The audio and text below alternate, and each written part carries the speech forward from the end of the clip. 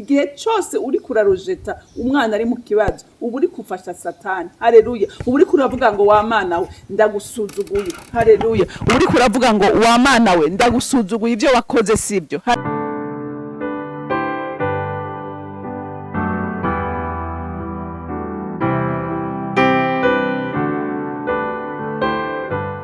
Bakunzi bahori CANAAN TV, ndanezerewe kandi gusubira guhura namwe ngo tuganire ijambo ry'Imana.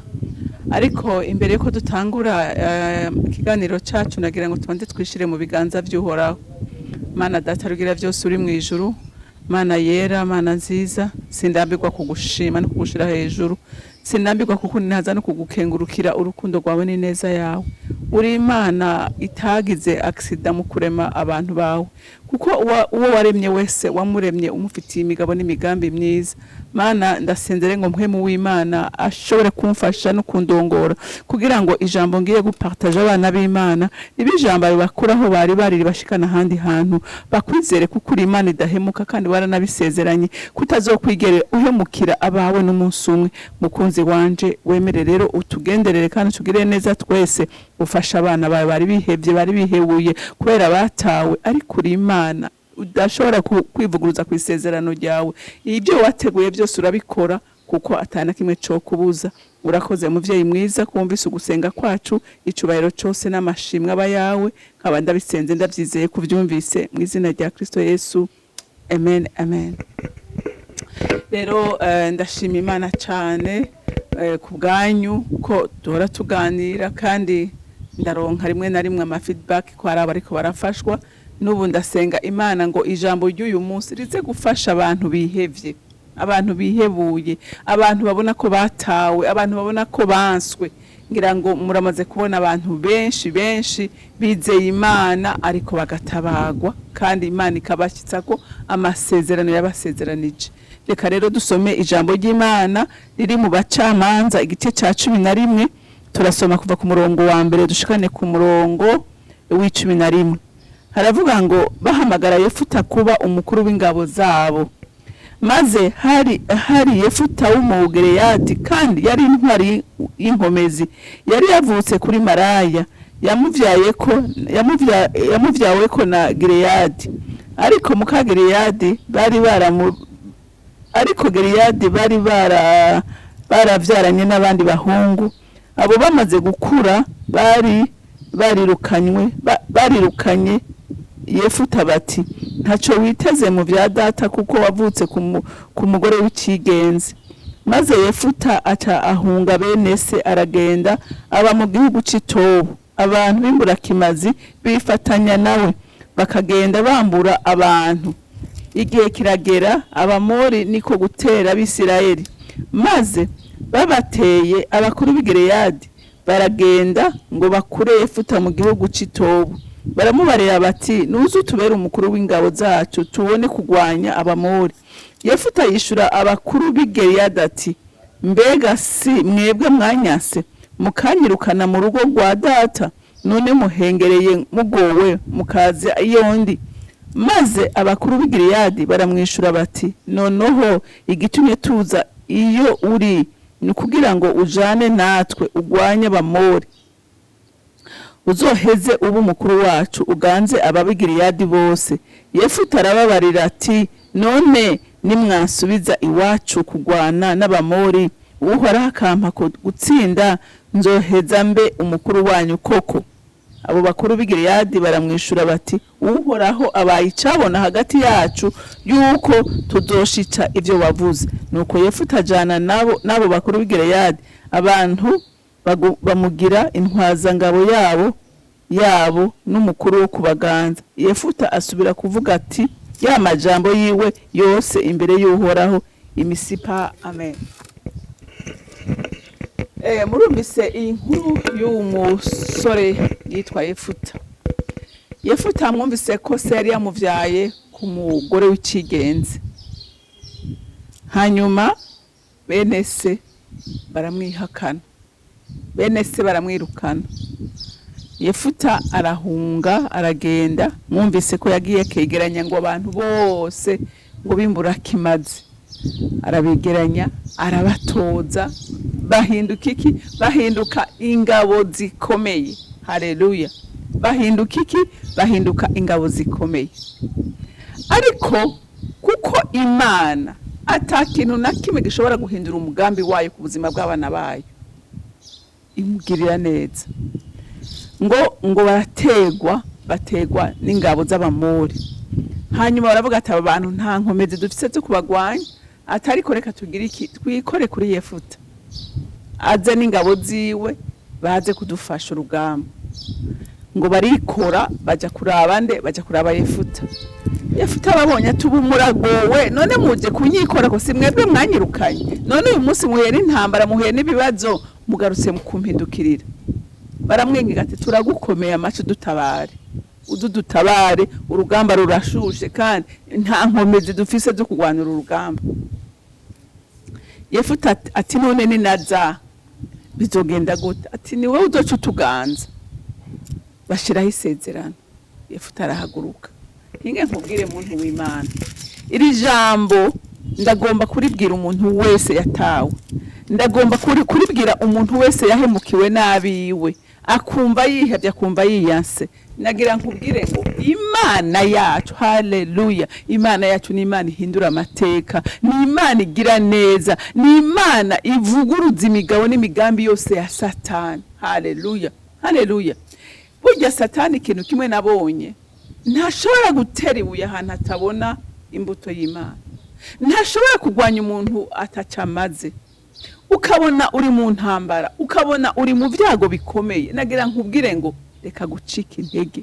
haleluya reka gucika intege Satani yamaze kubona ikiri muri wewe nico agomba kugwanya kandi mu kukugwanya ntaca kuba ari kure aca kuba kwegereye kugira ngo agire iki aguca intege wihebure haleluya nagomba kukubwira ngo wewe hagarara uhanga amaso Imana amen dufise Imana ihindura amateka yahinduriye amateka Yefuta yari yarirukanywe ava mu muryango wiwe kubera uko yavutse twarumvise intahe z'abana b'Imana batawe banswe ariko kubwo kwizera Imana guhindukira Imana bakizera Imana bavamwe abantu bakomeye abo bataye barabahindukirira ngira turafise intahe nyinshi haleluya umuntu bataye akaba ari bagaruka gutabaza nkuko Yefuta bamutaye ariko Imana imugiriye neza bagira iki baramugarukira nawe ndagira ndakubwire ngo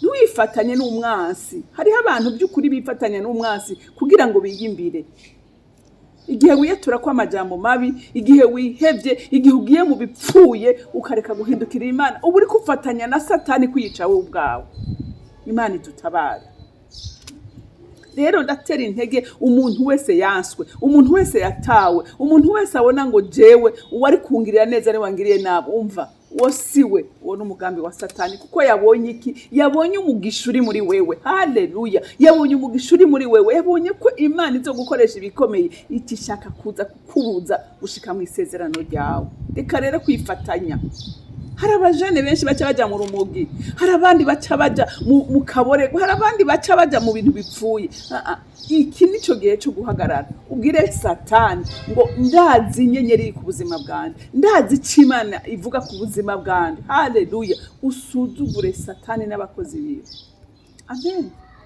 amen Yefuta aregeranya abantu b'imburakimazi arabegeranya aravuga ati mwe mwatawe nimuze arabaforma haleluya arabaforma abakuramo ingabo zikomeye bituma abamutaye bamugarukira nta kintu kibaho kibabaza nkukuza gusaba wowe nta kintu kibaho kibabaza nkugusaba umuntu wataye umuntu wasuzuguye umuntu wateye akagera ariko ukagaruka kumusaba kandi ibyo twama twabibonye imisi yose haleluya Yefuta baramugarukira Yefuta yarabatwaye kuko urugamba yararutsinze haleluya kuko yarashigikiwe n'Imana haleluya jewe nkora mbabazwa cyane hariho n'abavyeyi usanga iyo abana babo bagize ibyago mu nzira ugasanga baratwaye nk'inda ugasanga barabataye. Nagira nkubwire muntu uta umwana ngo nuko yahuye n'ikibazo mu nzira, ubu muhemukiye, ubu mufashije satani noneho kumwimbira, ahubwo mufate.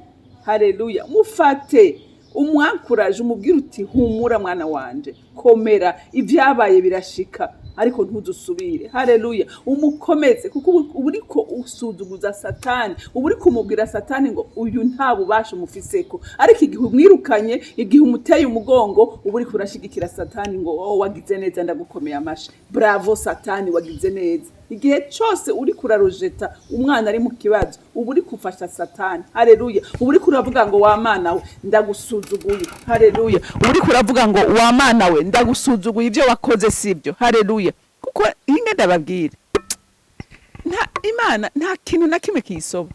Imana izi byose, Imana ibona byose. Haleluya, uyu mwana niyaba yanavutse, yavutse kubw'umugambi w'Imana. Haleluya, mbega ni kangaho abantu bakora amakosa ariko ugasanga nta kivuyemo, kubera ko uyo munsi Imana yemera ko ico kintu uwo mwana avuka, ni kubw'umugambi w'Imana. Haleluya, kuko ndazi igituma ndiko ndavuga n'iri jambo, ndazi ko ari abavyeyi benshi batabana babo, bakababaza imitima y'abana babo kubera ikosa babagiyemwe, ahubwo haba hageze ko umushigikira. Iyo umushigikiye ubabaza satani ukanezereza Imana, ariko iyo umutaye unejereje satani ukababaza Imana. Haleluya, rero ntukabe igikoresho cya satani kugira ngo wice umugambi w'Imana. Haleluya, kuko hari abantu benshi bica umugambi w'Imana ku buzima bw'abana babo uko babifashemo. Hariho nk'abavyeyi usanga ntibabarokonese, ugasanga ntibabarokonesheje, umwana yavutse, umwana akababara agakomereka kubera atigeze agira amenya umuvyeyi wiwe, cyangwa akamubona hariya adashobora kumwegera ngo amuramutse. Hari ntahe wumva ukumva n'agahinda nawe urakagize mu mutima wawe. Rero ntimube abantu bugufasha satani kureka gushitsa ngo mushitse umugambi wa satani ku buzima bw'abana banyu, ariko mushitse umugambi w'Imana ku buzima bw'abana banyu. Circumstance yariyo yose, iyo ariyo yose, ubuzima ariko aracamwe bwose, mufata amaboko, umushigikire, umukomeze, umubwire ko ibyo arimwo ejo ashobora kwivamo akavamo umuntu akomeye. Haleluya, twirinde guca intege abana bacu, twirinde kubabaza abana bacu, kuko ejo, haleluya, ejo ushobora kumukenera atakijijwe ngo ayizere Imana, amenye icyo Imana ivuga ko ku muvyeyi n'umwana, ashobora kugutera umugongo kandi ukababara. Hari abavyeyi benshi bababaye kubera abana babateye umugongo, kubera igihe bari babakeneye nabo batabateze ibiganza. Haleluya, nawe uyu munsi akaba adashaka kugutega ibiganza. Rero ndakwinginga kubw'imbabazi z'Imana, ntugate umwana wawe ngo nuko yaguye mu ikosa. Ikosa rirabaho, rirashika, ariko si ryo herezo ry'ubuzima bwiwe. Rero Imana yo mwijuru ibampera umugisha kandi bankomereze abari muri ivyo bihe bigoye. Kuri muhindukirira Imana, Imana iteze ibiganza uwo ari we wese, kuko Imana yacu ntitoranya ku butoni. Imana data rugira byose uri mwijuru, ndagushima kandi ndakuninahaza ko atana rimwe mwami wanje ushobora kwihenda mu byo ukora. Ibyo ukora byose bikora kubw'umugambi mwiza ufitiye abana bawe. Inyemerera wa Mana we, umuntu wese yaracitse intege, umuntu wese yari yiyase, yari yihebuye kubera yatawe, musubizemo inkomezi zawe mwami Imana, akwizere kuko we ntunanirwa guhindura ibihe. Umuhindurira ibihe kandi utabara n'abavyeyi bari biyanse banse abana babo kubw'amakosa bagiyemo. Mwami baramire, ubuzuze amahoro n'umunezero wawe se nyaguhora ku ngoma, kandi bizere wewe ko uri Imana idasobwa kandi uhindura amateka. Ndagushimiye kandi ndakuninahaje, ureke icubahiro cyose n'amashimwe yose aba yawe, nkabanda bisenze ndabyizeye kuvyumvise mu izina rya Kristo Yesu, amen, amen. Mwarahezagiwe, mugira umunsi mwiza, ndabakunda.